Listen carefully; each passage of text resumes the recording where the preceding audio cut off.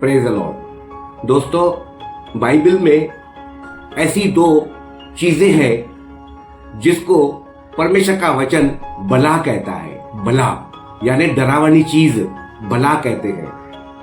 आज उसको हम बड़े ध्यान पूर्वक सुनेंगे। वो कौन सी चीज है जिसको परमेश्वर का वचन बला कहता है,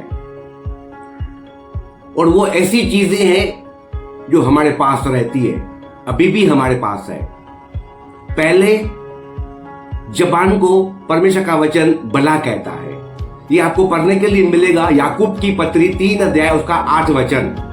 जबान के लिए लिखा है ये एक बला है, ये एक शरीर का छोटा सा अंग है, लेकिन बड़े बड़े डींगे मारती है, वन में आग लगा देती है, ये रुकती नहीं है, ये प्राण नाशक विष से बड़ी हुई है, ये इतनी पावरफुल है कि परिवार को तोड़ने की ताकत रखती है, पति पत्नी का तलाक करने की ताकत रखती है, परिवार को आग लगाने का काम करती है, भाई भाई के बीच में, बाप बेटे के बीच में, संसार में, बिजनेस में, ये हर जगह घातक है, नुकसान पहुंचा सकती है। और याकूब की पत्री में क्लियर लिखता है याकूब कि इस जबान को कोई मनुष्य वश में नहीं कर सकता, ये ऐसी बला है। वन पंछी को, जानवरों को, घोड़ों को वश में कर सकते हैं, पानी के जहाज को घुमा सकते हैं, लेकिन कोई मनुष्य इस जीव को वश में नहीं कर सकता। ये इतनी पावरफुल बला है। जैसे मैं आपको एक एग्जांपल बताता हूं। एक बार दांतों का 32 दांत होते हैं मुंह में, और बीच में जबान रहती है।